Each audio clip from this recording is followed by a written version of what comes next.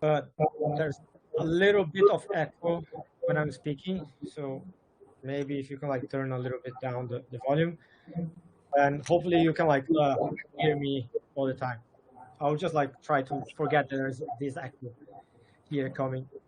So thank you for the invitation. And well, I would say it's a shame that I cannot give the lecture face to face, that I cannot be in Brazil this time. But as Beton mentioned, the last time before COVID, I was in Brazil when students from Mines were in Brazil as well. And then I was able to deliver the lectures face to face. And then we were able to go for some drinks as well and food, and it was quite nice to meet everyone. So, as Beton mentioned, I did my undergrads in sport. You probably know already now that in Brazil we don't have like different courses. It's mostly, I would say, PE or like sports science. So when I did back in the 90s and early 2000s, it was a PE. So I trained as like a PE teacher to some extent, let's put it like this. But my interest, and Beton was my supervisor during the undergrad, was on media. So like my research was about media. And I started like realizing how media was very important to me and to my research interest during the past few years. When I started like looking back and seeing what I have published, what I have written, what was like my interest in general. So media was like always there. So as an undergrad, I look at is if it's sport is a public good, and if it's a public good, especially football in Brazil, if it's a public good, should it be broadcast on free-to-air TV, or can it be blocked and broadcast only on pay TV? So that was like the discussion that we did during my undergrad dissertation back into the early 2000s. And then when I came to Durham to do my PhD, what I look at was how people in Brazil and Switzerland supported Liverpool. So I was like looking more about their relationships, how they consume Liverpool from abroad, how they became fans, how they enacted them fandom. But at the end of the day, it was about media. So most of the things they did was through media. So their Liverpool supporters, like the way they act as Liverpool supporters, happened in one particular social media platform, which was Facebook, which was the one that I used to connect with them, join the groups, follow what they did, and then met them. So I went to Switzerland, I went to pubs, watch games with them, like on TV, in different pubs. Then I went to Anfield in Liverpool, watch games. So my discussion was about cosmopolitanism, was about globalization, but at the end of the day was about how media allow them or afforded, which is like the word that we should be using, afforded them to be Liverpool supporters. So media was always there. And luckily enough, during the past few years now, after taking a position as a senior lecturer here, I'm teaching only on media modules. So I teach digital business for first year students, and for broadcasting second year students, digital media for international marketing for third year students, and then media and digital transformations for master students. So everything that I'm doing at the end of the day is about media, and my research now is more about this notion of the platform society. So how social media platforms, and mostly what I'm going to focus today, YouTube, has been changing the way that we consume sport, and also how sport is produced in that particular social media platform, YouTube. So that's what I want to talk today, kind of like in the next hour or so. So how sport and media evolve together, and then how it is nowadays in one specific social media platform, YouTube.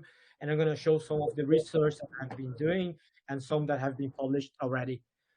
I sent some links to both Beto and Schumacher and ask them like to send to you all. So one's like a open access paper you can like access for free. The other one's book chapter, and I can send the PDF if you're like interested to read.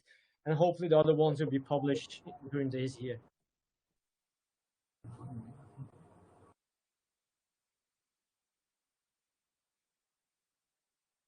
So I like to start everything,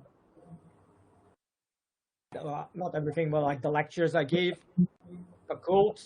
And this quote here is like from a paper that's under review that I wrote with Jan Ludvigsen. He's like based at Liverpool John Moores University, Norwegian guy. So it's kind of like a mix, like a very global group, me and him, like a duo. And we look at the International Paralympic Committee. So what the International Paralympic Committee did or do on YouTube, and how it has changed the way they produce and share things on that specific platform. So if you would like to take something of the whole lecture today, possibly I would say is this shift here. So traditional media operate through what we call editorial gatekeepers. So think like a newspaper, a radio, a TV station. They have people make decisions what kind of content they're going to share, what time they're going to share, what's like the prime time, if it's like going to be the Bundesliga, if it's going to be the Brasileirão or whatever it is. So there is someone making a decision. Is the editorial gatekeepers. It's like man or woman sports. So all those decisions is made by an individual. Nowadays, on those social media platforms, those decisions are not made anymore by those editorial gatekeepers.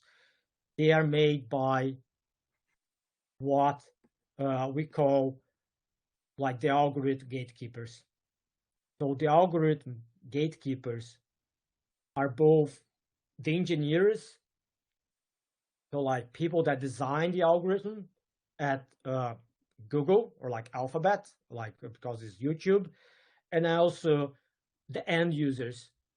So people that go and click on those videos on YouTube, watch, like, comment, dislike, share, and so on and so forth. So like those individuals, they feed the algorithm. And when they feed the algorithm, those videos that have like better engagement, they're going to be shown more.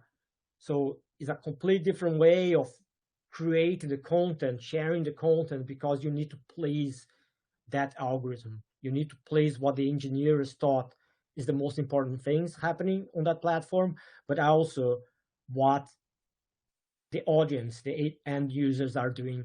If they're not engaging with that video, probably it won't be shown to others. So that is like a big shift in the way that content is produced and consumed on those new platforms. So maybe that's like the main take from the whole lecture.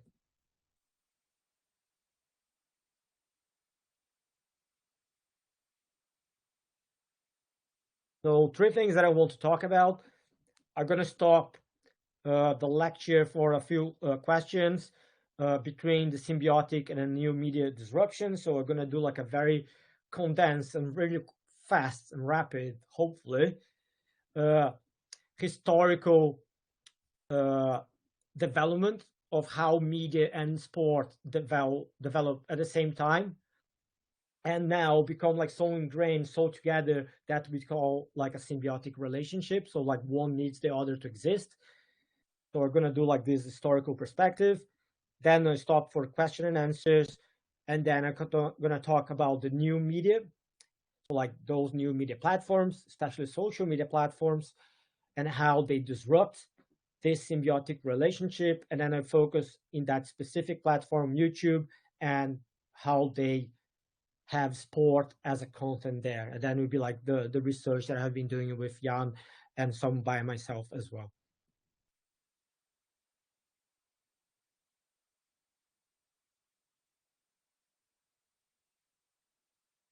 So probably the first thing that we need to understand is that sport and media, they can be like seen as completely opposite worlds. So like sport is physical. So that's like the traditional way of understanding sport. So like there's like a whole discussion if is e-sport a sport? Is like is Swift a sport? So like the way we understand sport from 100 years since it got codified in the way it got codified is that sport is physical. And then on the other hand, the complete opposite, we have media. So media operates in the symbolic. Media is like the in between two things. So like the in between the sender, the one that creates the message, and the receiver, the audience.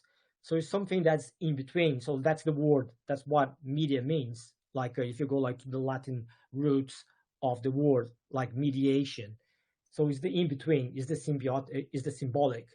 So they're both are the opposite sides, but both emerged at the same time. Mass media, the way we understand mass media, emerged at the same point as sport, and both emerged more or less in the same place as well. So like Western Europe, but specifically in the United Kingdom here. So talking about sport, we can look at how sport became sport, like the codification of the rules, especially because of gambling, mostly because of gambling. If you want to put your money into something in a market, you need to understand the rules, and those rules need to be similar across different places. So like, is football played with 11 players or with 15 players? So you have like rugby football, which is 15 players. You have association football, which is 11 players. You have association football with just the goalkeeper having the ball in their hands, while you have rugby football, everyone holding the balls in their hands. So like, what's the sport? So like gambling drove the codification of sport. There's like one of the theories that explain why sport got codified in the way it got. So here is one example of things that existed in the past, like before sport emerged in the way that we understand sport. So the picture on your right is one activity that people used to do in pubs in the United Kingdom. So they would go, there's like blood sports. One of them was like rat baiting. You have like badger baiting as well. So rat baiting was like a dog getting rats, and then you could bet on like how many rats the dog is gonna pick in 60 seconds, how long you're gonna take to get the first rat, and so on and so forth. So there's like lots of mini outcomes, very similar to what we see today. If you go on Betfair or any of the betting platforms, you can like bet on how many corners, how many throw-ins, how many goal kicks, and so on and so forth. So those mini outcomes, they always existed. It's nothing new. So like this is like what I want to show here. It's an evolvement. Things are evolving together. It's not a complete rupture. And on your left-hand side is from the first Olympic Games, modern Olympic Games in Athens, 1896. So here you can go to Athens and you can buy a memento. You can buy something to take back home. And here it's like the vinyl, the long play disc with like the Olympic hymn. So mediatization, commercialization existed since its inception. So it's not something new. Here we see like different ways of doing, but it happened in the past. So I think like that it needs to be like emphasized.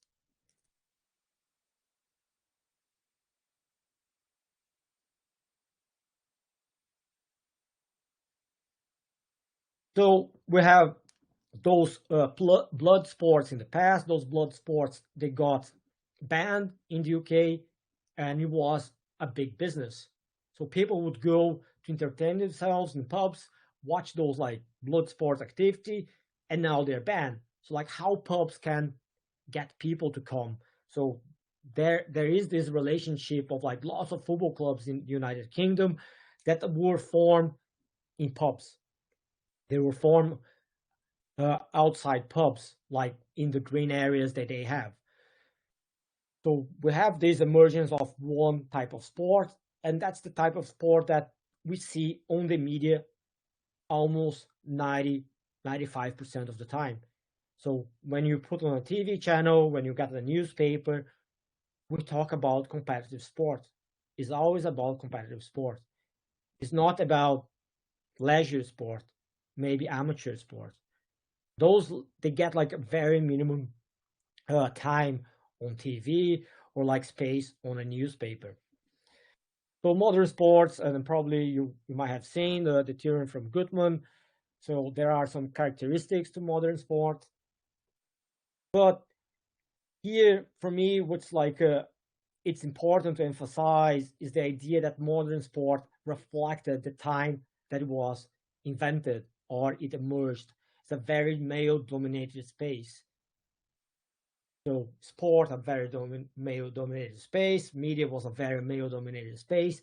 And again, if you go to media and try to watch, listen, read about sport, most likely 95% will be on men's sports, or maybe less if you change sports. So like tennis, you can get like 50-50 representation. Athletics, you might get like 50-50 representation, but mostly you get lots on male sport. So taking this kind of like forward in the lecture, how social media platforms have like allow other forms of sports to be consumed or other genders as well. So here like just two examples of like this very male dominated, very middle class as well here, especially in the UK. So two examples that also connect to media and the development of sports. So like the English Game, the Netflix series about the invention of football, association football, and the very famous movie Chariots of Fire, again, focus on white, upper middle class, privately educated British people that took part in sport, and then of course like control media uh, and all the other different industries in the United Kingdom.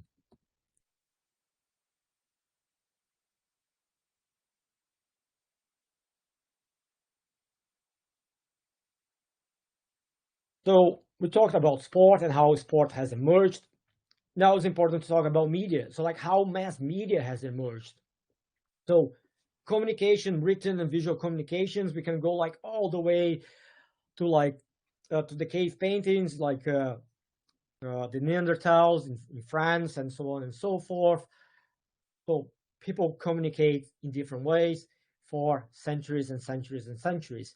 But in the 1800s, we see through industrialization as well, mass print, but we see the emergence of what we consider today as mass media. So what is mass media? So mass media is like one very homogeneous group. So like probably those upper middle class, white, privately educated British, which are the editorials at that time. Now we have like educated people, maybe a little bit more heterogeneous, but most likely middle class, educated, like university, so on and so forth, who are the editors. And those are the ones creating the content, those are the ones writing or doing the presentations on radio or on TV. And that message is like sent to a large heterogeneous group, thinking that everyone in Germany gonna watch like Sat.1, or like everyone in Brazil, you're gonna watch Global. So irrespectively where we are in Brazil, irrespective of our social class, or like our gender, race, ethnicity, we're going to be watching global. So it's a very large heterogeneous group. Another very important point is that more or less at that time, they realized, people like running the media, realized that where they make the money was not on selling, let's say, a newspaper, or nowadays selling access to like a pay-per-view channel, like a closed channel. So where they make the money is through commercial ads. So lots of newspapers, and then probably you have in Brazil, probably you have in Germany as well. You have like free newspapers that you can go on the metro or like the Straßenbahn that you can like get a free newspaper. So like that newspaper is being paid by ads. So what those media organizations realized that they had an audience. So they were the matchmakers between audiences, so like large heterogeneous group, and advertisers. So advertisers want to connect with people, and who have those people? Media. So they realize that that's where the money came from.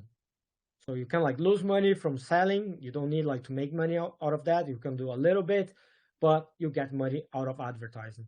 They are the sole matchmakers.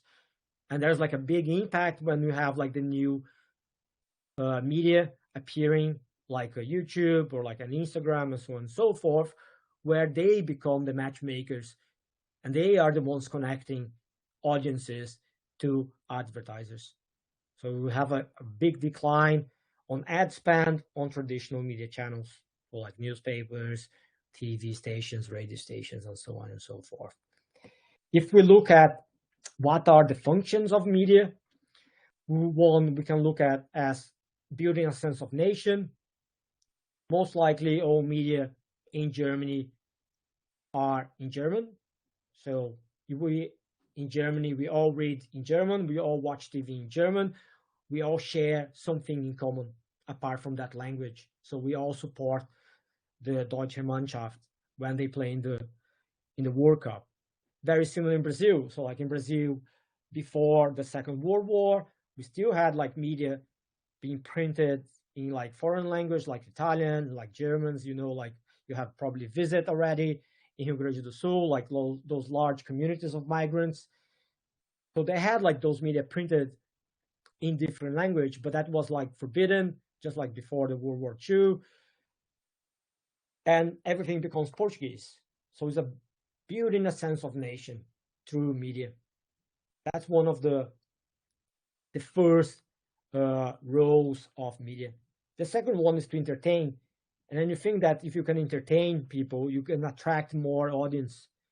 And by attracting more audience, you can sell for more money that space on your newspaper or that space on your TV channel to those advertisers. So those are the two main roles of media that we can relate to. And here is where sport becomes key. So sport becomes probably one of the most important content for media, because sport can both create the sense of nation, as I mentioned. So like people would support the national Mannschaft, they would support the seleção, but also they are entertained. So like sport provides both. Sport provides drama as well. So lots of like in the past, like 1800s, what newspapers did, they would go like to the front of the jail, or they would go to the front of the courtroom to find scandals, because the scandals like make people read, make people buy the newspaper, maybe have like to have that audience connected so they can sell to advertisers. Sports provides this every single week, every single day of the year. So we have now sports like 24/7. How many channels we have of sport in each or like TV bundles that we get? Like I have like BT 1, 2, and 3, and 4. I have Sky's, I don't know, 10 Sky channels. I have like Eurosport 1 and 2, and so on and so forth. So like sport is always there. Sport is great that it can attract a very hard audience. So we can attract a young male demographic that probably is not like very interested in reading. So probably, I don't know if it happened to you, but like it happened to me. The way I got into reading newspapers was through sport. So I would pick a newspaper in Porto Alegre, I would open from the back. So like sport was always printed at the back. I never wrote it from the front, which is kind of like political economy, and then you have crime, and then you have sport. I always read the opposite way. So like I always read from sports, like sport, crime, economy, and then the political. So that's how I got into reading newspapers. So sports is like it's a very important content for media. There are some characteristics that sports have that makes it's that important. So like attract large crowds, is very easily to understand and translatable to other cultures. Like it appeals to masses and global masses. It's not that expensive to produce in comparison to other media products, things like a Netflix episode and so on and so forth. Just like for an example, if you look like a football game, it has like 90 minutes, but that product is not 90 minutes. You have the pre-game talk show, you have the post-game talk show, you have the highlights program. So that 90 minutes probably becomes 3 hours of content. So yeah, it is, I would say, expensive to buy the rights to broadcast the Bundesliga or the Brasileirão. But if you count like for how many other things you create from that content, then it becomes not that expensive in comparison to others. But it's important like to emphasize that for getting that very large global appeal, it needs to have like a very good local connection. So people like in Porto Alegre, they always joke that the newspapers, they always find in any news stories that they write, they would find that there is a gaúcho somewhere in that story. So it always needs to like media needs to like translate to the local. So when we watch the World Cup, when we watch the Olympics, the Paralympics, the image they might be almost like 100% similar across every nation in the world. Of course, you have like different feeds. You can use those different feeds, but mostly they are the same image. They are like generated by OBS, like if you were talking about the Olympic Games or the Paralympic Games. But the commentary is nationally done. So like how people talk about those different things is very, very different. So we did a research last year during the Tokyo Olympics, during the opening ceremony, me and others, and see like how people talked about the things that were happening. So it's the same ceremony. The BBC was talking about one thing. They were doing like very trivia. So like, oh, that's like Tonga. Tonga is this size. That's the amount of people live there. That how many medals they got. Blah blah blah. How many athletes. Very like trivia like. The Brazilian broadcasters, they're like focused on Brazilian athletes. They're getting like Brazilian feed from the Olympic Village. They're like having the family of the Brazilian players based in Brazil talking as well, talking about the chances of winning gold in other sports for Brazilian athletes, so on and so forth. So like it was very localized to that Brazilian audience. So it's global, but it's local. And here I have like one example during the FIFA Men's World Cup in Russia. So here, the one on your right is a social network from Twitter. So I collected from all the different games that were happening one day during the Russian Men's World Cup.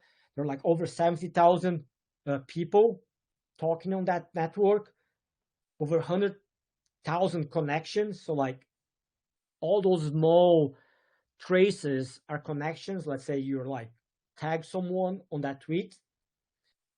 And what you see is that the colors, they represent the language that people speak.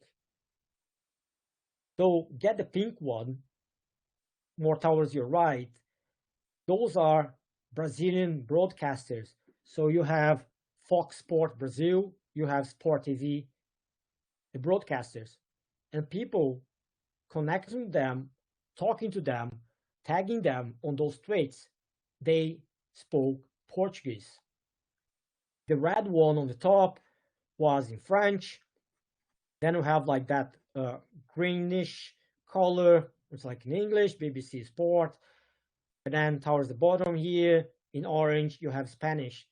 So people connect to the media that are broadcasting in their country. It's a global event. Everyone was watching the same games during that World Cup in Russia, but people are like talking to that media that's based close to them. So it's global and local produce.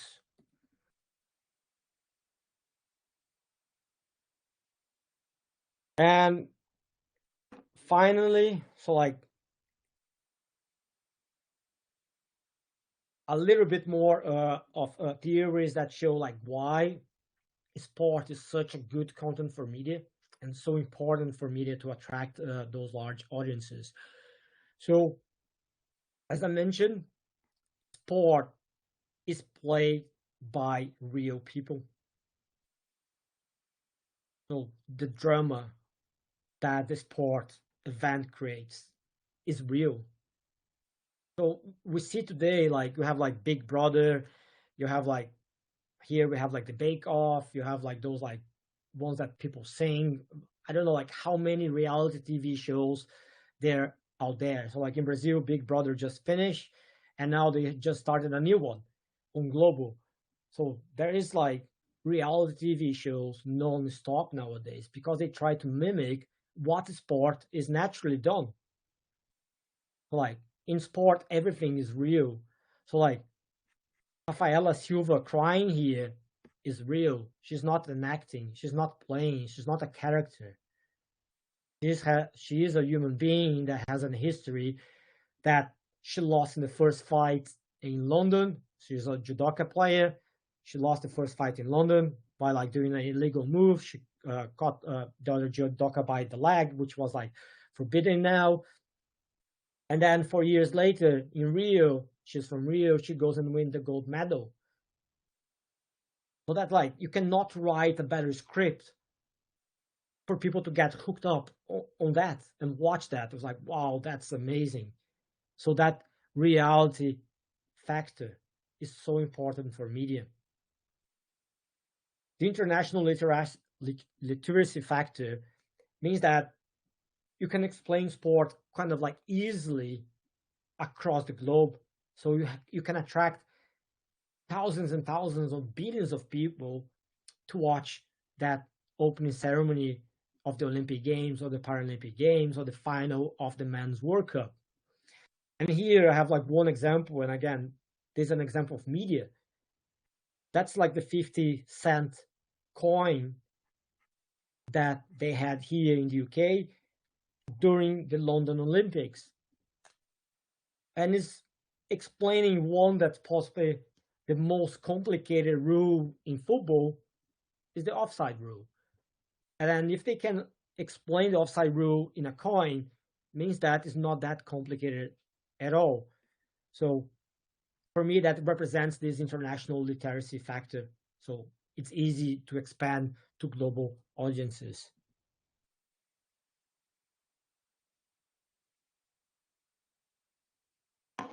So sport happens all the time. Sport organizes our year. So like here in the United Kingdom, we know that when it gets to spring, we have like certain events happening. Then we have like during summer, we have like Wimbledon, we have like the horse racings, then we have like the Royal Regatta, and so on and so forth. You have like the football ending now, and then you have the rugby league during winter, you have the rugby union during winter and rugby league during summer, and so on and so forth. So like it kind of like organizes the way society operates here in England or like the United Kingdom. But sport happens every day. Like it's not like in the past which sport was connected to feasts or like religious dates and so on and so forth. So like when sport became sport, it became played almost every single day. So we have like Bundesliga games on Monday nights. Probably have like the Brasileirão games in different times as well. We have like on the weekend, we have like on the weekdays, and so on and so forth. So like it happens all the time, and it's not only what happens on the pitch, but also what happens off the pitch. So like lots of things that are written about what you're gonna be the team they're gonna play on the weekend. So like that content that's just 90 minutes becomes like thousands and thousands of minutes. Another very important factor is that people are loyal. So people are loyal to sport, to club, to competitions. So if the International has a YouTube channel, I might follow them on YouTube. I might go and follow them on Instagram. I go like their Facebook page as well. So we're gonna be following them. So I'm loyal to that football club. So I always read about Kaiserslautern because I'm born in Kaiserslautern and I want to know how Kaiserslautern is doing in the third division in Germany. I sometimes read about Grêmio to see how they are doing badly in the second division in Brazil. Well, I'm an International fan. But we are like loyal to clubs, we are loyal to sports, and we follow that. And people are like very keen to consume other types of content. So if you like basketball, you're not going to watch like only the NBA. You're probably going to watch other leagues. You're going to be loyal to that, but you're always going to probably watch the documentaries. And if you can look at here on those pictures, so now Apple, so a new media entrant, Apple is broadcasting baseball. So Apple is already broadcasting live sport, but most of the content they have on Apple TV Plus, they are documentaries. So they have like this one on Magic Johnson. They have one on like very iconic players, and it's like very important this because what I'm seeing with the data from YouTube is that iconic players, like real big players like Cristiano Ronaldo or Messi, they drive viewership on YouTube videos. So people are going to watch this as well if they like those athletes, they follow those athletes as celebrities. And another one that Apple has just produced, and it was like coming Friday, was like probably last Friday when I put this on, is on surfing. So people would go and consume on those different platforms.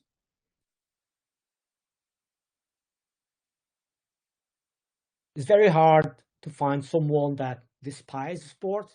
So sport appeases to the masses. So like that's the benign factor. So people are very positive about sport. They will consume that. They were happy to consume other types of sport. But because sport, and here for me is kind of like very, very important. It's like the Zapp proof factor. Because sport developed itself together with media. So like that symbiotic relationship and with commercialization. So they are part and parcel of those processes that happened in the 1800s and the early 1900s. So sport was never zero commercialized or zero mediated. It was how they could do at that moment in time. So there are like historical data showing that pubs in England in the 1800s and early 1900s, they would advertise outside the pubs that you could watch live sports. And I'm using like, I don't know if you're seeing me on the camera or not, but like I'm using with inverted commas live because it was live based on telegrams.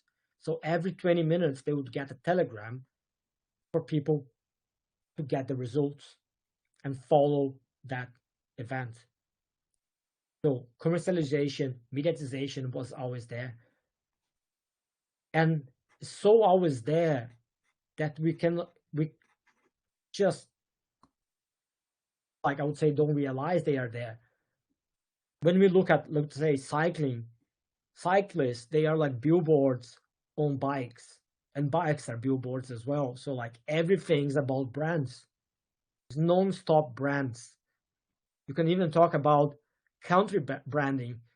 So now like the Tour de France or like the Giro that's just is happening now, it's about showing those spaces. Look at broadcasting of the Giro, the Vuelta, or the Tour de France, kind of like traveling without traveling. It's kind of like creating this desire to go to those places. Is advertising. tourism advertising. Or here, if you want to listen to what this player is talking about after a game, you need to be exposed to those brands at the background. There is no way not to be exposed. So the Zapp proof factor is very important for advertisers, and it was very important for media as matchmakers to make sure that, yeah, people are watching. They're not skipping that part. They would see your ads. And the last two factors before I open for questions. So the promotion factor and the integration factor. Sport is used for people to sign. So Sky Sports here started in 92. 92 was when started the Premier League. So people, if they want to watch the Premier League, they had to sign for Sky, and then you get like those 100 other channels that you don't even care about. So they used to get you bundled.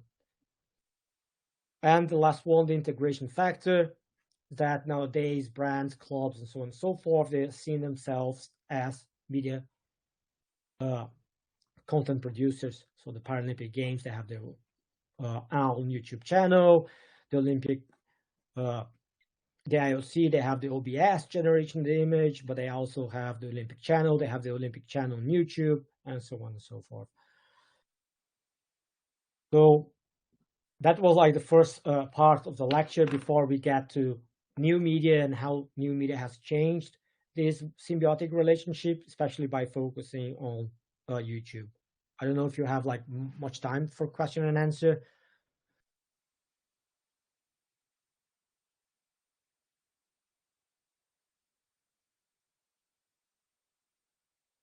You're just on mute. I don't know if you are like saying anything or not, but.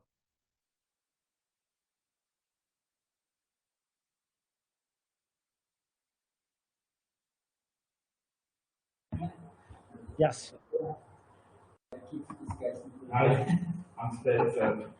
Thank you.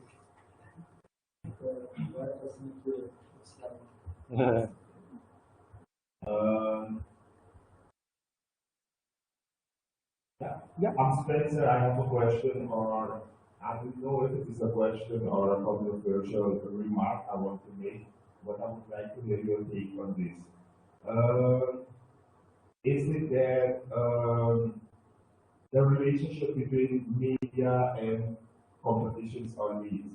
Is it that certain competitions and leads are popular because they get the media attention, because they have the money to pay for the TV time, or is it the other way around? That because the quality is so good, that's why they get the media cover? Yeah, I think it's a great question. So it's kind of like that. What comes first is the egg or the chicken that comes first. And for me, normally, because like of the time that I had today, and I haven't focused on other things, but look at like I'll say agenda. So we have like mostly men being shown in the media. But is that because men's sport is better than women's sport, or is that because people think that they should show men's sports? Because if they show women's sport, people will be like, "Oh yeah, it's really good. I should watch this." So I think it goes back to that editorial decisions and editors until now was like a very male dominated industry, as like most industries, like still very male dominated from one specific background, and most likely they have their preconceptions. So the preconception that football is what people want to watch and they don't want to watch other things, or they want to watch just men's football and not women's football. But then you have like the games in the La Liga drawing like 80,000 for a women's match. And I'm going to show a little bit of the data that I have here on YouTube at videos that I'm just like doing that argument already. videos from playlists on women's football on the FIFA channel, they get better engagement than the men's ones. And better engagements here, I mean active engagements. So there are more likes per views. So even though like people watch more the men's ones, people like more relatively to the number of views women playlists. So maybe that shows like how the algorithm logic is changing. This like symbiotic relationship that was like very male dominated, like white middle class space. Another point like to add to this, I think that media when they own something, they want to hype on their other channels. We talk about economic convergence. So like Sky Sports, as an example, they have the TV channels, they have YouTube channels, they have the web page, they have Twitter, and so on and so forth. They are not going to talk about things that they are not going to broadcast on TV because that's like the most important thing for them. They're going to talk about things they own. So if they own the Premier League, they're going to post only about the Premier League because they want to drive people to watch the Premier League content they have. So what's important for them is what they have. So if they don't have, they don't show, they don't talk about it, it doesn't exist. And we got this in Brazil a few years ago when Globo lost the rights for the Olympic Games. And what they showed on the big national news was like a very short segment on the Olympic Games. I think it was the Winter Olympic Games. I can't remember which one it was, or it was the Paralympics. But that like shows like they don't have, like the desire to drive engagement or like audiences to their competitors.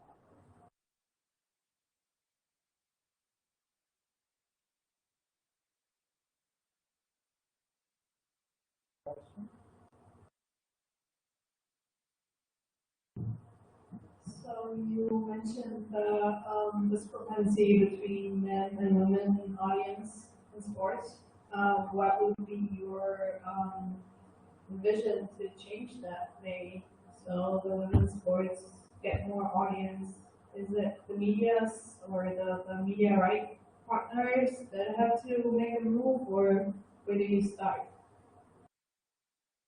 So from the things that I saw from data, so I mentioned that some sports, doing like the newspapers, that I collected newspapers like data from thousands and thousands, like hundreds and thousands of news that I have, and I did like that analysis.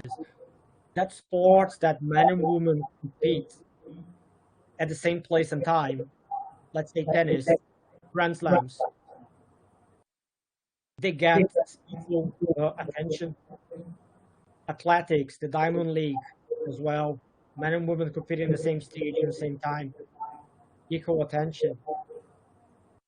So it might happen because the journalist and all the media circus is already there to cover the men's, and if like, okay, we are here, so like why not cover the women's sport as well?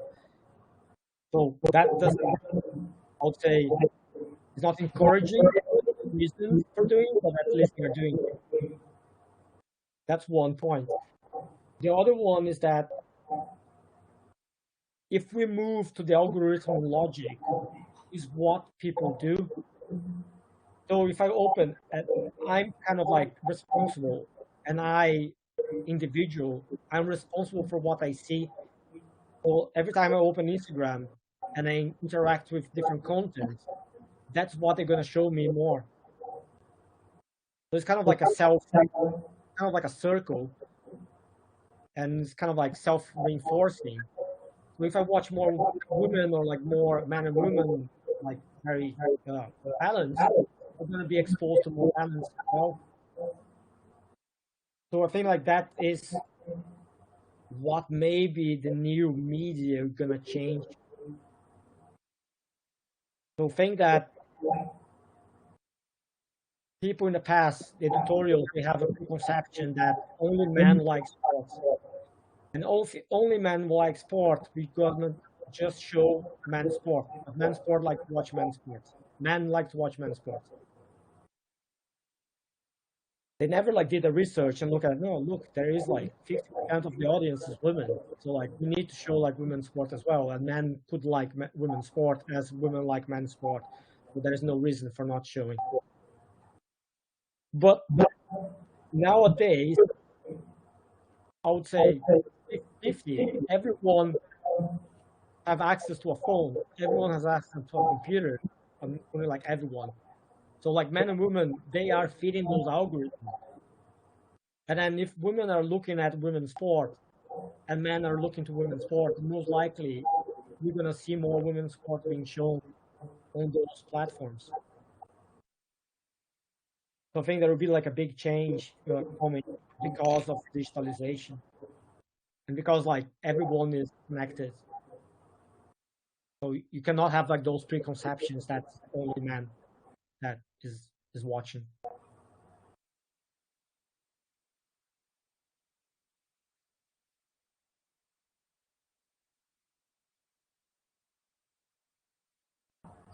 No?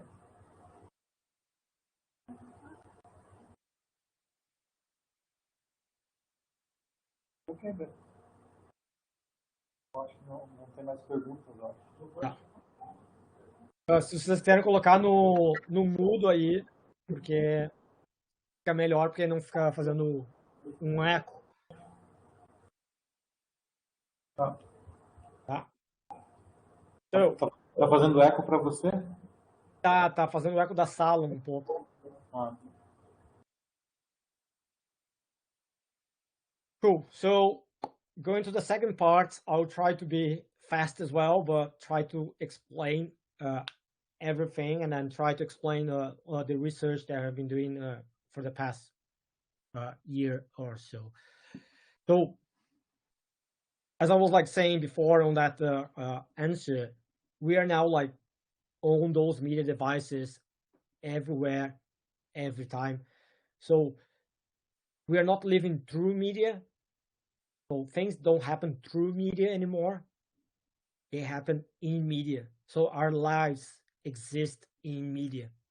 So that's like a very different idea from like media being like that space that just mediates. So like now media is a space to be that we are in there. And we can only see that we are not in media anymore.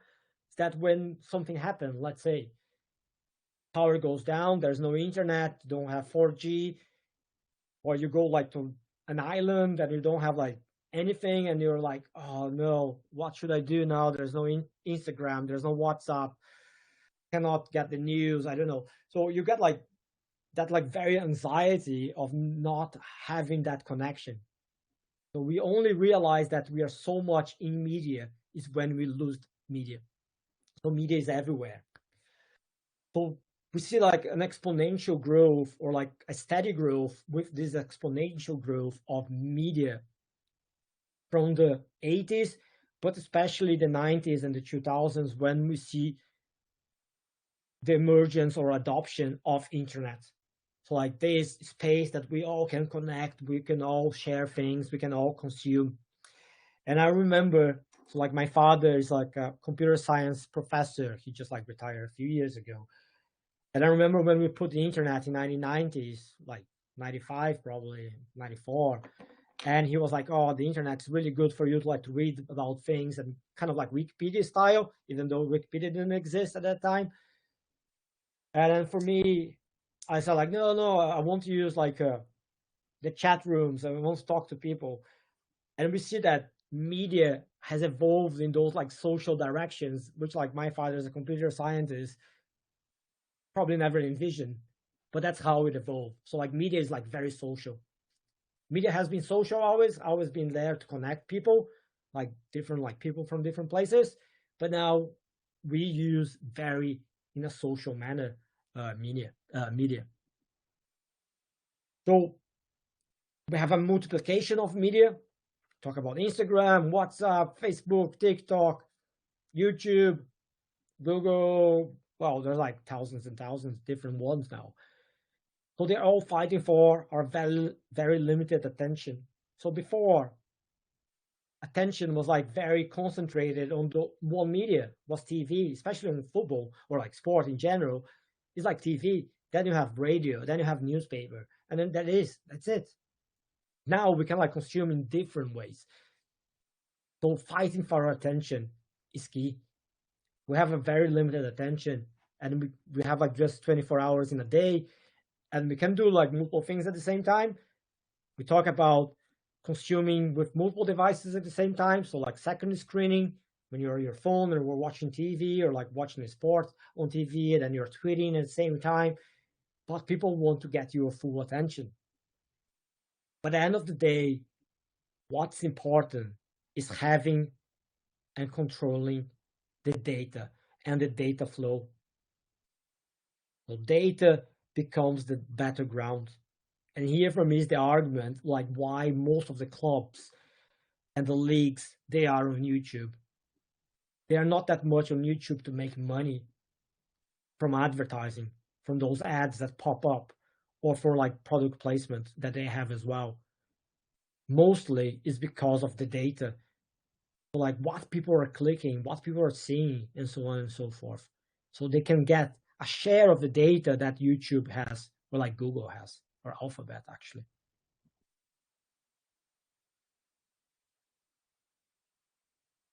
So we talk about new media.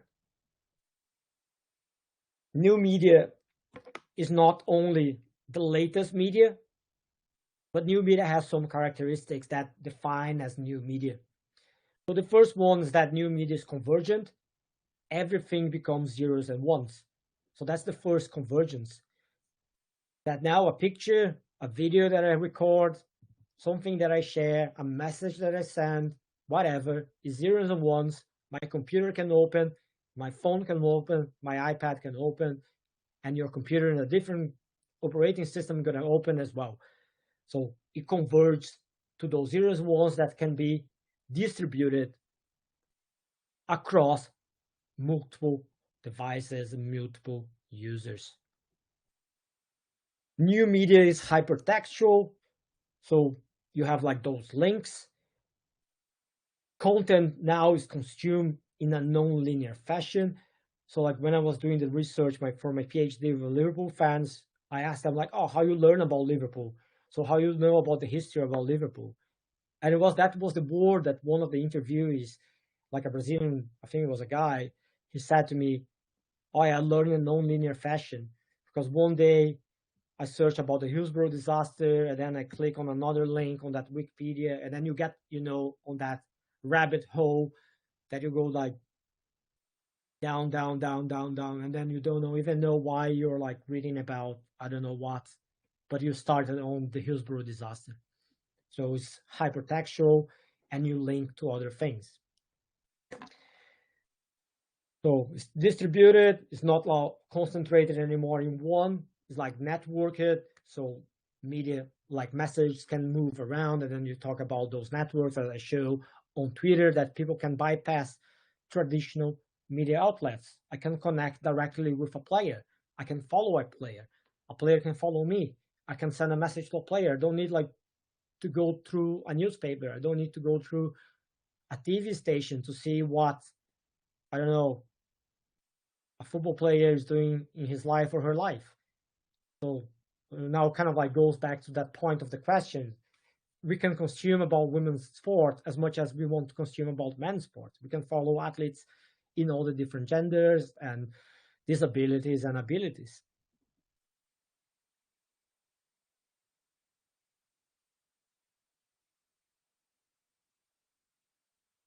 New media is based on the algorithms.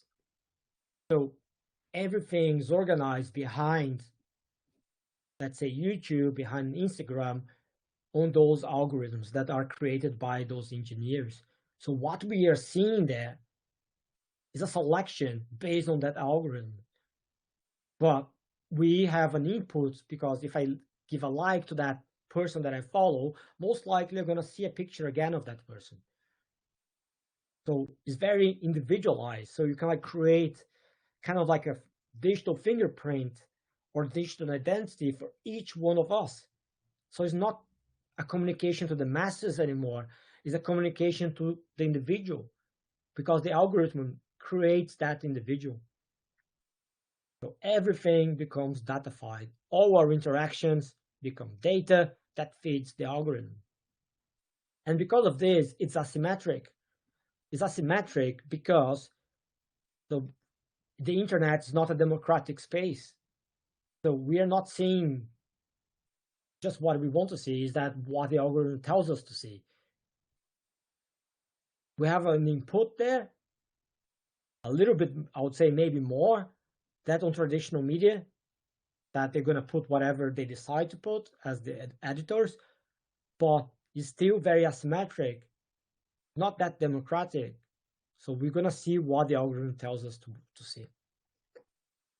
And the content created on those new media spaces is both ephemeral and permanent. So think about stories on Instagram, ephemeral, or like Snapchat, 24 hours, disappears, but those things never disappear. Now we can like create those like highlight stories, and you can see like, oh, all my stories are still stored here.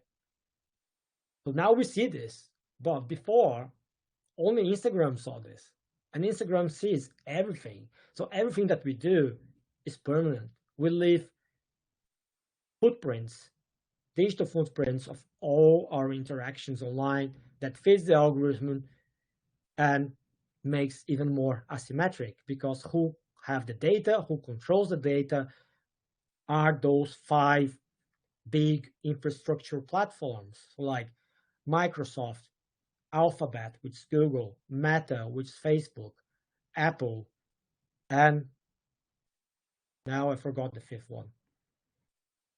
Well, I'll try to remember. So like there are 5 infrastructure big platforms.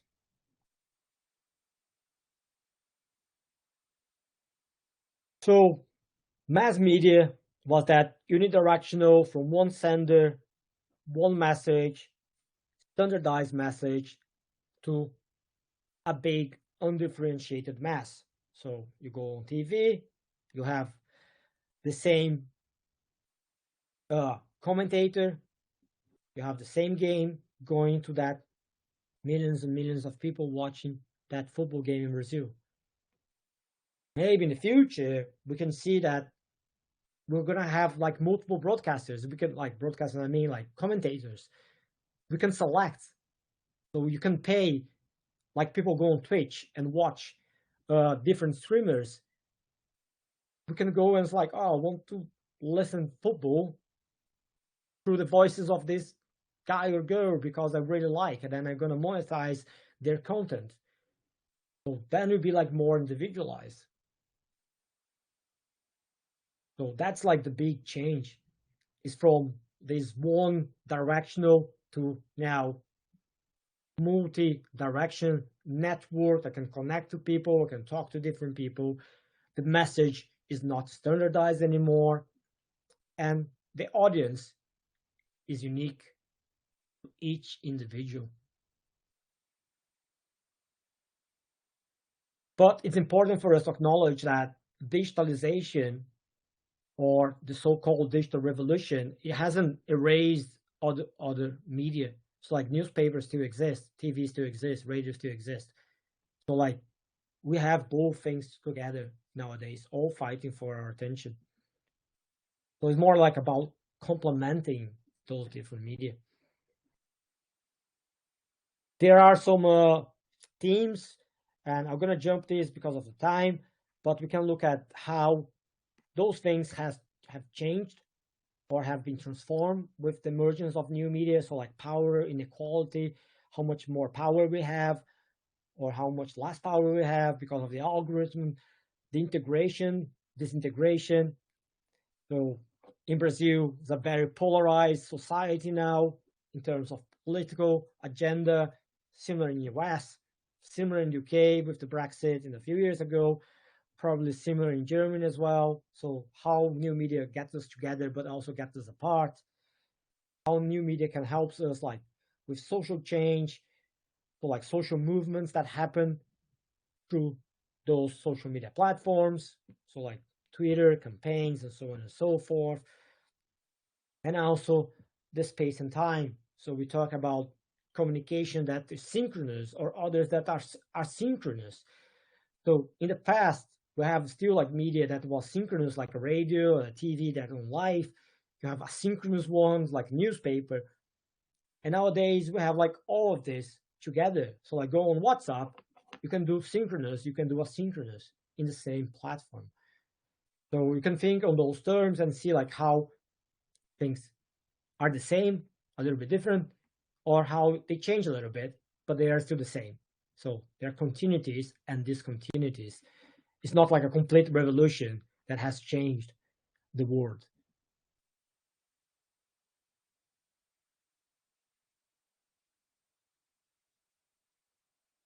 So in terms of YouTube and sport, it's very, very important for us, first of all, to understand the notion of platformization. So those infrastructural platforms, the way they operate, it had a massive impact on all the industry, not only the media industry, but like also the sport industry and the cultural industry in general. So that's like the penetration, and we talk about platformization as the penetration of that economic model based on data, based on attention, based on engagement, that now has been flooded to other areas. So it has a profound impact on the consumption, so on how we create content, what we are doing on those social media platforms, not only as an individual level, but also like as a brand, as a club, as the international federation, as the IOC or the FIFA, and so on and so forth. We can look at the mechanisms of platforms and how they work. There are three mechanisms. So the first one is datafication, the second one, commodification, and the third one, selection. So datafication means that everything becomes data. So data maybe at the beginning wasn't the most important thing, but then they realized that data is the business model. So what Facebook or Meta is so good or was so good, that they have the data of our engagement and they can sell very well to advertisers our interests, because they know like I like cycling, I click on cycling things, I search for cycling things on Google, they might share some information, they might not share other information. I part of cycling groups on Facebook and so on and so forth. So they can sell this very well to advertisers, to brands in cycling. So when I was doing my master's in Brazil, we did a research, and that was like an old social media platform we had in Brazil. It was called Orkut. And Orkut, we could join communities, and we did as a group project in one of the modules. We select two communities on Orkut, which was I love beer and I hate beer. And you think that we did that in 2005. We collected all the information, public visible, of 100 profiles in each one of those, like how many friends, how many messages, if they are single or in a relationship, gender, if they had piercings or not, tattoo or not, like all the information we could get. And then we trained a model, and we got 70% accuracy in that model, telling that these people like beer, this one hate beer, by what people posted. And we were like master students playing around for a module assessment. So we did that with 100 in each community. What Facebook can do with like 1 billion users every single day, connecting and clicking and so on and so forth. They know exactly what we want to do. So data becomes the business model. Having data, sharing data, getting data. When you sign in on Strava through Facebook, Facebook has access to that data. They are the infrastructure platform. So everything becomes commodified. It's a very commodified space. Look at Instagram. You can buy things on Instagram. You can have like product placement on Instagram. Of course, it allows entrepreneurial activities. So like people can make money now on Instagram. You have like all the influencers appearing, but it's about commodification. Those spaces are very highly commodified. They're not like, you know, going to a park, which is not commodified. Like Elon Musk buying Twitter, saying like, oh, I see that as a public square. Well, the public square is not that commodified and it's not collecting data on what I do and what I don't do. It's more decided. So now think about the matchmakers that I spoke before. Before, traditional media just like matchmake between audiences, those masses with the advertisers. Now those platforms, they have like multi-sided. They have content creators. Some of those content creators are amateurs like me. Others are influencers, semi-pro, probably pro. You have like brands. You have like advertisers and so on and so forth. So like they need to relate. They need to connect. They need to be the matchmakers between all those different entities, agents existing in this platform. And the final one is the selection. Selection is based on the algorithm. So as I put like on one of the arguments, the algorithm gatekeepers. So first one is the personalization based on predictive analytics, based on what I did in the past and what other people similar to me did in the past. That is what I want to see.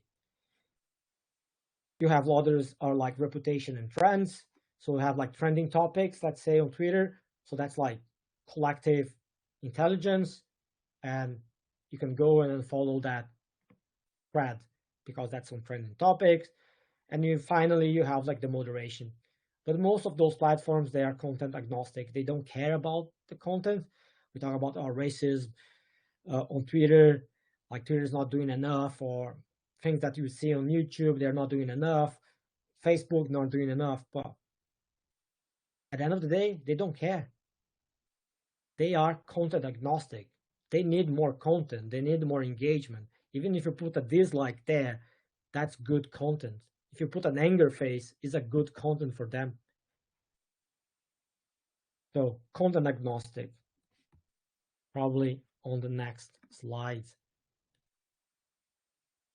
So yeah, YouTube content agnostic. They need to scale the platform, more users with more content posted, more time spent there means more advertisers, and things just spiral and grow. So like the idea is like to have more and more and more, whatever it is. YouTube has evolved, and you can see like YouTube mimicking the development of the internet or the web. So at the beginning it was like very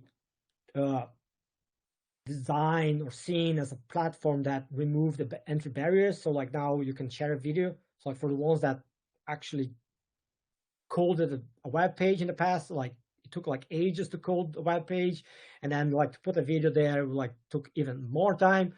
Now you can like just like upload on YouTube, get the embed link, put it on your web page, done. So that's how it started, but now it becomes kind of like an alternative to TV. So YouTube has both business models operating. They have the social network business model, so like revenue from advertising. Around 10% of the revenues, annual revenues from Alphabet are from YouTube advertising. So YouTube is a big part of Alphabet. And they have the media business side, so you can like pay, you can have like the premium account, so you don't see the advertising. They charge as well for like some organizations to host their videos and so on and so forth.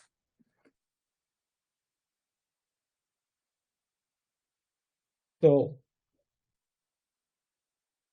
in terms of sport, we can look at YouTube as a space, as a platform for remediated, shorter format content. So YouTube, until a few years ago, you were like limited to 15 minutes in your video. Then 15 minutes was scrapped, and now you can like post up to 12 hours. So you can like stream as well. So in the past, and I'm gonna show a little bit of the data, showing like lots of like channels are streaming a lot. They're not only doing remediated shorter format content as it was in the past. If we look at FIFA TV on YouTube, it was created in 2006.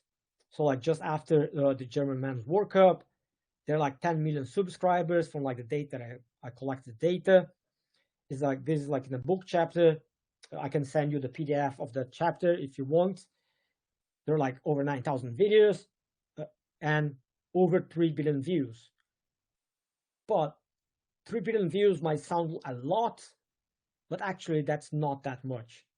If we think that just the final in 2014 in Brazil between Germany and Argentina, they had over 1 billion viewers for 60 seconds. So like a video, and I'm going to talk later, is like around 600 seconds. So they get on TV much more exposure than what they get on YouTube. So like why they are on YouTube. It's kind of like the question behind like why to be on YouTube if it's not that important as like in a money sense of the word. So as I said, around the videos, like the average videos are 640 seconds. A game has like 5,400 seconds, so like it's a very short format. Mostly highlights is being shared. And we can make the argument that they are using this to connect with like Generation Z and millennials who kind of like favors the type of like short video content. And because of their claim shorter attention span. There are some evidences that show that shorter videos perform better. So here you have the duration in seconds. I don't know if you can see where my mouse is. So like the first line there. Videos that are longer, they have more dislikes. So to some extent reinforce the idea that is for shorter video formats. Shorter videos, they have more comments. Again, they generate more engagement, positive engagement. So maybe for FIFA, when they create content, they need to focus on shorter video formats. Another very important thing here, the last line, so like the last arrow, is the post ages in days. And you can see that most are negative correlations. So like more, I would say younger videos, like more recent videos, they have more views, they have more likes, they also have more dislikes, and they have more comments. So what this tells us is that the platform is scaling. So there are more views in more recent videos because there are more people on YouTube. So YouTube is becoming a more relevant space, a more relevant media for sports. Because people are watching more now than they did in the past. So you can see like some trends here in terms of sport and media and of course YouTube.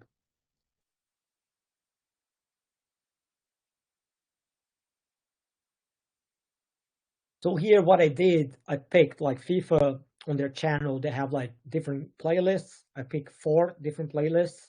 So the original content playlist and the highlights playlist for both Men's World Cup 2018 and Women's World Cup 2019. And then I analyzed if those averages are similar across both. So that's like what the reject the null hypothesis means. Is that similar or not?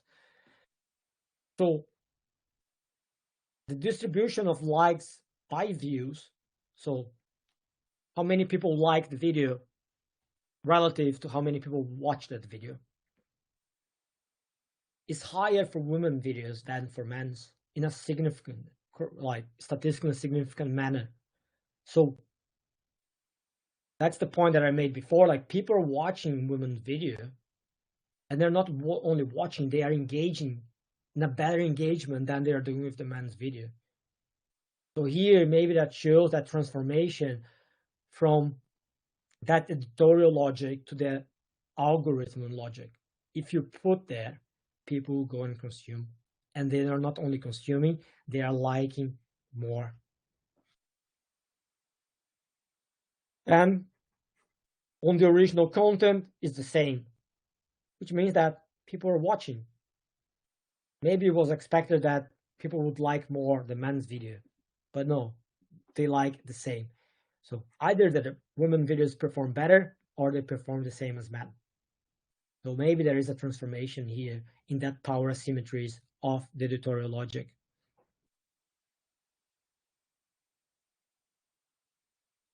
Another research that I did that's with Jan and then was just published last week. That's like an open access paper. You can like, if you Google my name and put VAR, you're gonna be there.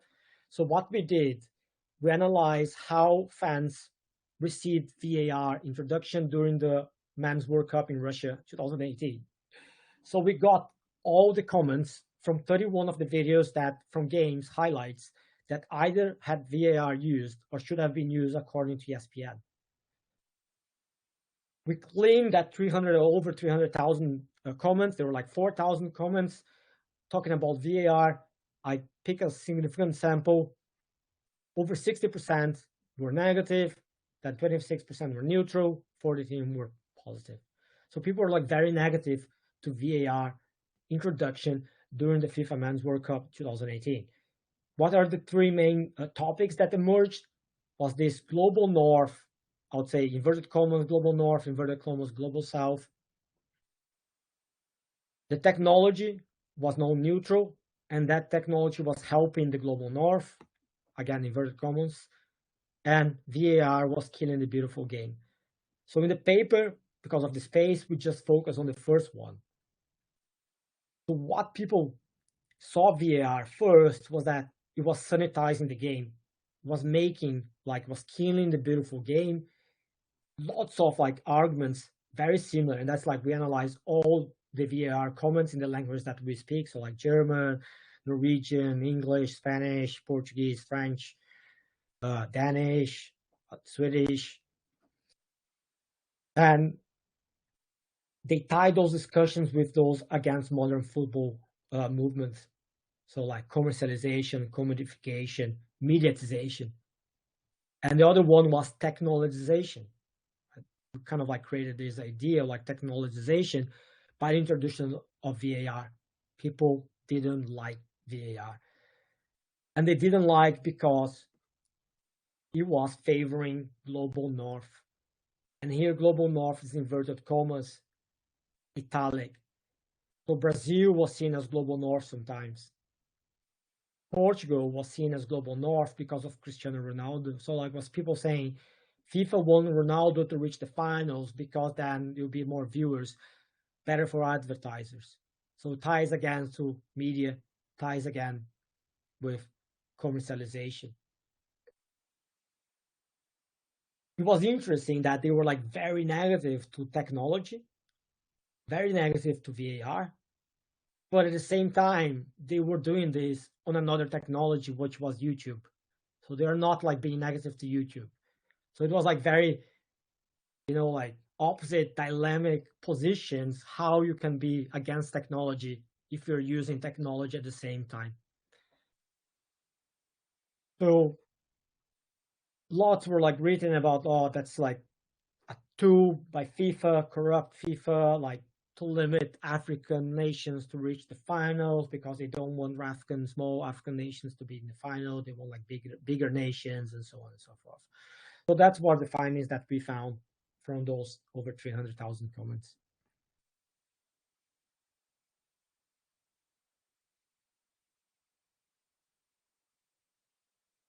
This research is under review now. We got from the IPC. So like from the International Paralympic Committee, we got like all the videos from them, 17,000 videos. And we look at what the IPC is doing on YouTube. And our argument, the main argument is that they're using to complement what they have on TV. It's not a complete digital, not complete digital revolution. It's more a digital transformation. Again, the average of those videos are like longer than FIFA, so like 16:38, so like 1,600 seconds. And we see that longer videos have better engagement. Longer videos have more views, more likes, more comments. Unfortunately, the API, so like the data that we can collect automatically from YouTube, doesn't give the dislikes anymore. And I don't think you can like hit dislike anymore as well. So I can get just like the views and likes and comments. And also another interesting is that videos are getting longer by the date. So like younger videos, like more recent videos, are longer.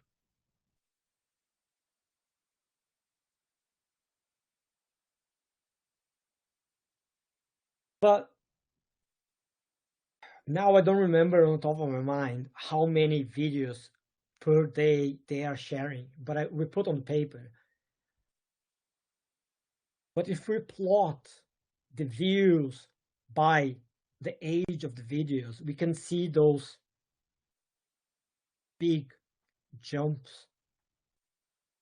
And those big jumps are the Summer Paralympic Games. So even though they are creating content, they are sharing every single day. You can see like all those small blue dots. They are sharing content every single day. What people are clicking, what people are actually watching are the ones of the Summer Olympic Games. So here, for us, it's kind of like the gatekeeping, the algorithm gatekeepers. So like users are kind of like reinforcing this. So as more we watch this, more we're going to be exposed just to this. We're not going to be exposed to the other ones because we are not watching. So it's different from the tutorial, but kind of like similar to the tutorial as well. So when the Paralympics get any coverage on newspapers or on TV, like any Paralympic sport, is just during the Summer Paralympic Games. And we see the same thing on YouTube. It's just here that people are watching. So why do people are not watching on the other days? So again, not a complete revolution, it's more a transformation.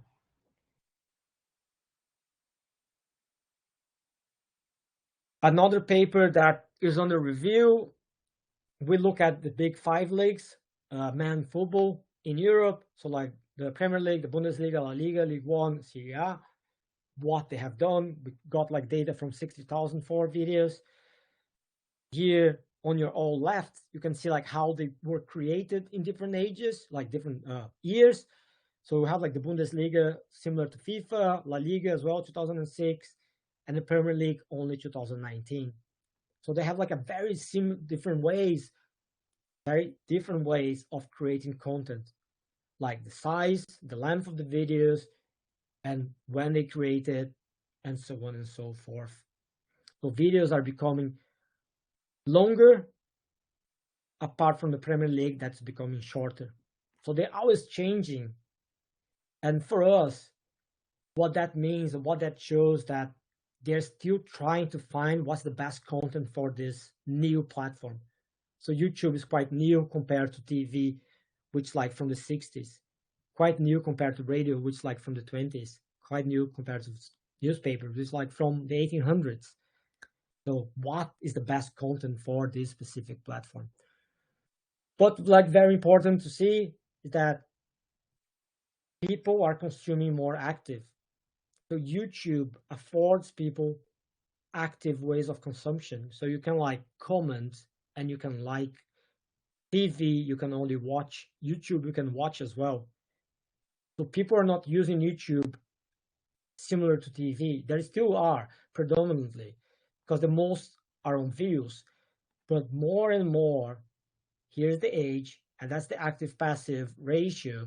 People are consuming more actively in all those leagues.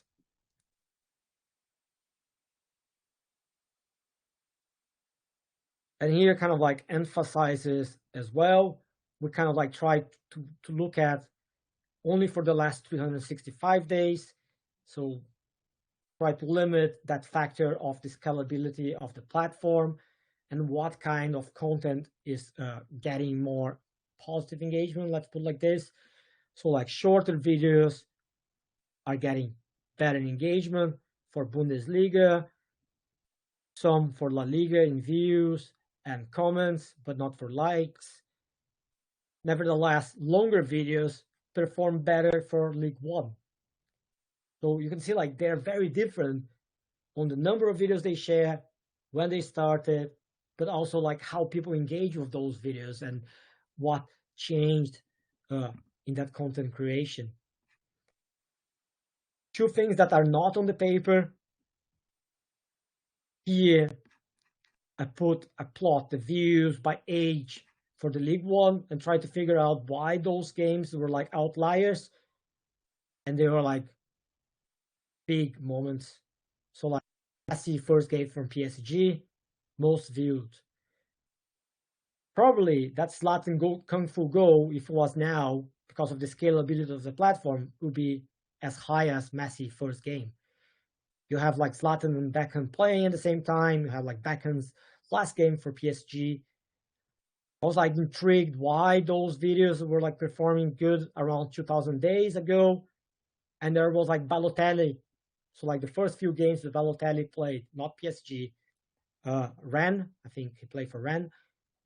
He scored lots of goals, attract lots of views, like really interesting. So like big names attract viewers. And how I say this as well, that's like the tag cloud. So like we collect tags from all those videos that until today, if you go to any of the videos of the Serie A in Italy, they still tag Cristiano Ronaldo on those videos, even though Ronaldo plays at Manchester United now. So big names attract views. So how this gonna change sport? How that gonna change people like clubs signing players, deciding which one to sign? If that gonna attract views, that attracts advertisers and so on and so forth. And now things that I did for you guys and girls that don't ask me. That's the last thing, and then I finish. I know that I'm over time. I collect data from the channels in Brazil on YouTube. So like from Band Sports, the Zone Brazil, ESPN Brazil, Globo Sport, and TNT Sports Brazil, which was Esporte Interativo in the past. So like ESPN Sports in Brazil is like Fox Sports as well. So they have like both. So 44,000 videos that I have collected. Here on the right, you can see like the different categories that they create videos. Not surprisingly, most of those videos, like 90%, over 90%, around 90% are on sports, but they do also on gaming. Even though DAZN has lots of gaming, here they just put one. I'm gonna show later the DAZN gaming ones. But that's interesting that they didn't put on the gaming category on YouTube. You can see like ESPN produced the most content, then followed by Band Sports, Globo Esporte, 4,000, and then TNT, and so on and so forth.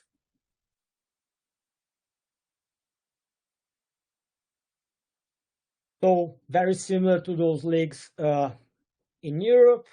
Of course, there are leagues. Now we're talking about broadcasters. They vary in the way they engage with. So you have like average length of videos for Globo Esporte with 685. And I couldn't put the tables here because they're like too big tables. So I just kind of like summarize. DAZN have like 2,000 minutes. DAZN is really interesting because they stream live lots of content. So maybe that's why the average length is really high. But in average, like 700, 600, and then TNT a little bit more with 1,500. Longer videos had better engagement. And engagement, when I'm using engagement here, I'm meaning for all views, comments, and likes. For both bands as on ESPN and TNT. But shorter videos for global sports. So shorter than 600, they get more views, more comments, and more likes. So it was a negative correlation. We have the scalability of the platform very clearly here with ones that were created in the past, so like Bunge, ESPN, and TNT that were created 2009, 12, and 16, but the ones that were created more recent are the older videos that are getting the better engagement. And for me, that for the zone, that is explained by what kind of content they are putting there. Global sports, predominantly the videos with the most engagement, more likes and views are from the Brazilian national football, like men's football, and most likely the one that was like the last league from last year. They're like the ones getting more views. Now we're gonna get like more views with this new league that just has started. They have been changing. They for like Banded as on, they're like making their videos shorter, so like older videos are longer. But for TNT, Global Sports, and ESPN, they're becoming shorter. They're becoming active. That active passive ratio that I show for all the leagues in Europe, they're becoming more active for those different ones here, the Zone, ESPN, Global Sport, and TNT, but less active for Band. So again, like it's very different for each one of them. It might reflect the type of content they have on their library, but still very passive. So like for every 20 views, you might get one active engagement, which is like a like or a comment, as I don't have the dislikes anymore. These are the things that I was doing as I got the time wrong, or like Schumacher gave me the time wrong today for the talk. So I went like to see what are the videos getting the most likes. And for ESPN, you have like Neymar games and Messi games, lots of like views, I mean, but also Libertadores that were broadcasted by ESPN. So you have the final here, and then you have the semi-final when Grêmio got completely destroyed by Flamengo. If you go to the zone, those got like lots of views, and they were like games by Corinthians and so on and so forth. And here I also streamed games for the Sul-Americana, which is like kind of the Europa League type, and then the final of the Sul-Americana, or the Recopa and the Sul-Americana. So like the Recopa is like kind of like the game between the Europa League and the Champions League winner. But we know that they continue streaming because of the data and the correlations that I mentioned before. But people are like watching less, and I was like very intrigued to know like why people are watching less here. So I went and did another scatter plot between the length of the videos and the age. So like you can see like that, this band here around 1,000 seconds, 10,000 seconds, I mean, not 1,000, 10,000 seconds. So like over an hour, there are streamed events. Here there are football games, like I'll say proper football games, like inverted commas. Here is FIFA. So they probably stopped streaming games. The zone stopped streaming football games, and now we're streaming FIFA tournaments. And here's just like I tried to like look at was like what COEL means, and that's like this league here. Apparently, it's like the largest FIFA league in Latin America.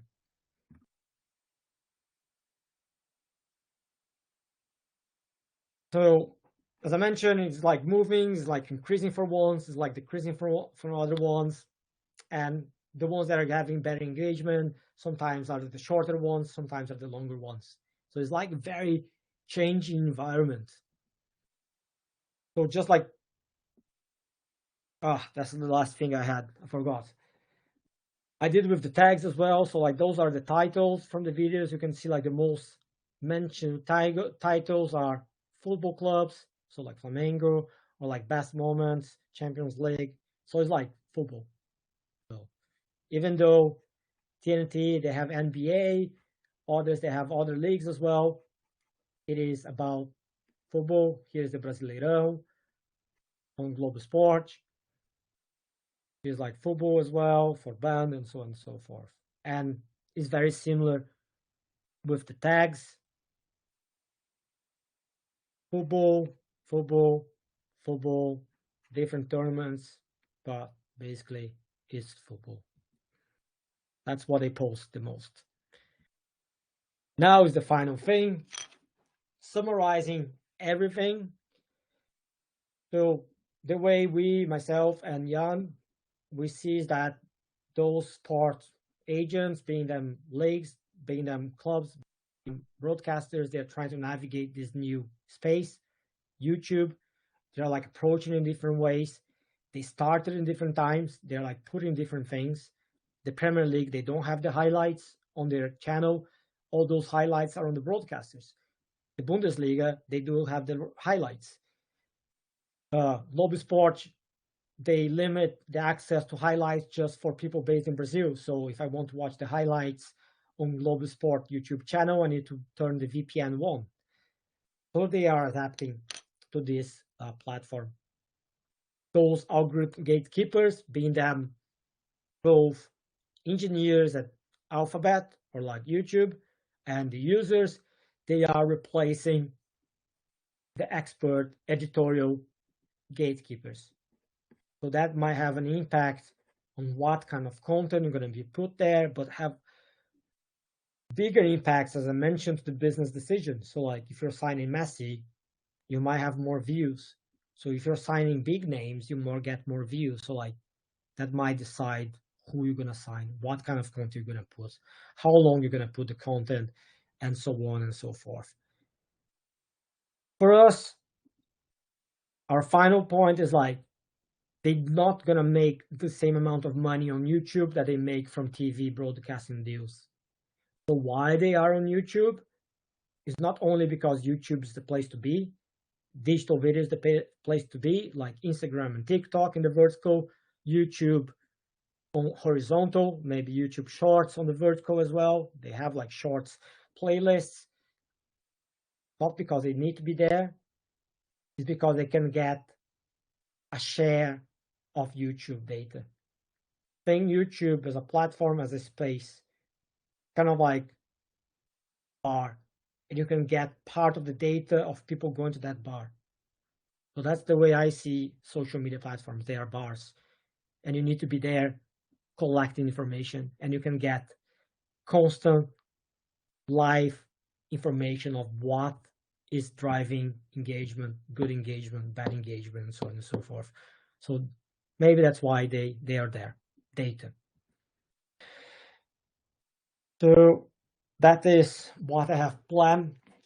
Thank you, and sorry for kind of like rushing and going over time as well.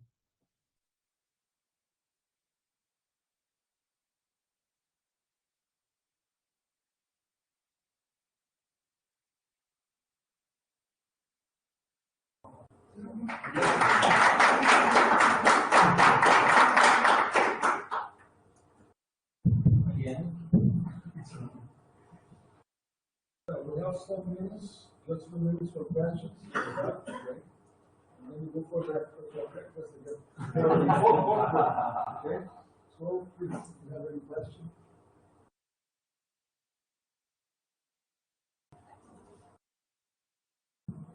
Okay, hi.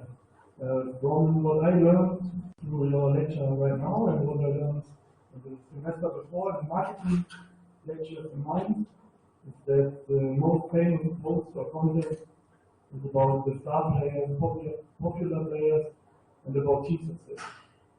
So what would you recommend to small clubs who don't have star players, who don't have that much team success, to increase their popularity through social media? Sorry, I couldn't understand the question. I feel like the sound's kind of like too. I'm sick too, maybe. Try again. Big clubs with popular players and team success have it easier to use social media marketing because they have more popular posts because of those star players and the team success. So what would you recommend to smaller clubs which don't have star players and team success to increase their popularity through social media marketing? Yeah, so because I would say it's because it's based on the algorithm logic, and it doesn't cost anything to be there. Like it doesn't cost anything to. Well, let's put like inverted commas. It doesn't cost anything to be on YouTube, on Instagram, and so on and so forth. So smaller clubs now they might have more space to be seen. If we look at pick like a newspaper, most likely the news, if it's like a national newspaper or like a national TV, you're going to focus just on the big leagues. You're going to probably be the Bundesliga in Germany, maybe the Zweite Liga, and maybe the Dritte Liga, maybe Kaiserslautern will be there, but most likely just like a small space. But if you go like on Instagram, you can follow Kaiserslautern. If you go on YouTube, you can follow Kaiserslautern and so forth. So there is, I would say, more opportunities for smaller clubs or for smaller brands or for smaller sports that don't get that attention through traditional media channels. But they need to be clever in the way they create the content because the content needs to satisfy the algorithm. So what you put there needs to generate views, need to generate likes, need to generate shares, comments, and so on and so forth, because then you're going to be spread more to others that share similar characteristics. So you need to be clever to what you post. And then you cannot create, and then things that you create for Instagram cannot be the same things that you create for TikTok, cannot be the same things that you create for YouTube. So that's like a barrier for smaller clubs. They don't have that financial, backing to be creating content for each one of them. So if you look at Instagram, for instance, now the algorithm is blocking again, inverted commas. If you share, let's say you post something on TikTok, that video get a watermark with the TikTok brand. If you save that and put on YouTube, on Instagram, the algorithm picks that and gonna put you at the end of the list to be shared to other people. So you need to be creating original content for each one of those. So again, that put like as a barrier for smaller brand clubs, athletes, and so on and so forth, like how they can navigate. But again, let's say it allows everyone to produce content, share content, connect directly with audiences, know how they engage, what they like, what they don't like. So that's positives and negatives. It's a different environment than from editorial logic that you rely on the editor deciding that you are newsworthy. I don't know if I have answered the question. Well, hopefully I did.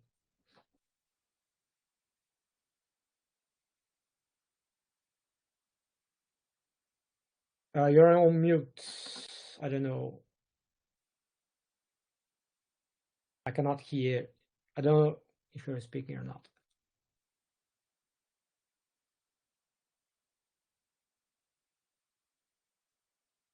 Renan, there's no questions. Okay. You want a final word for them before we go for a coffee break. Okay. So do you have something to say to finish? Well, thank you again. Thank you for listening. Sorry if I was like too fast. I tried like to put everything together and speak kind of like fast.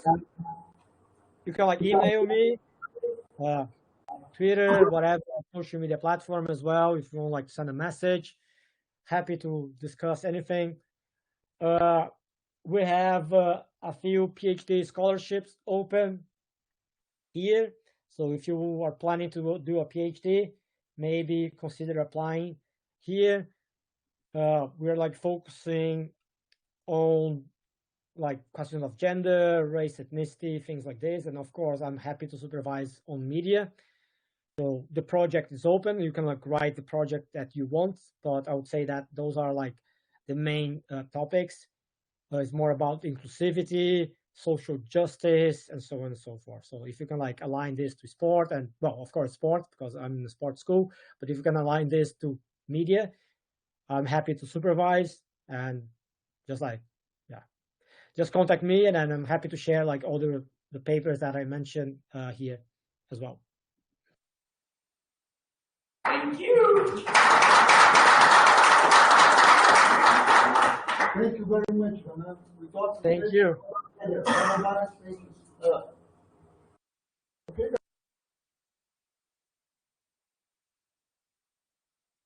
Estão no mudo aí, não sei que vocês estão falando alguma coisa. Ou é para eu não escutar mesmo? Pode repetir, Renan? Não, vocês me colocaram no mudo de novo. Eu não sei se é para eu não escutar. Vai ver o Betão falar alguma coisa mal de mim, não sei. Então... Não, é só tô falando. Não, tranquilo. Então.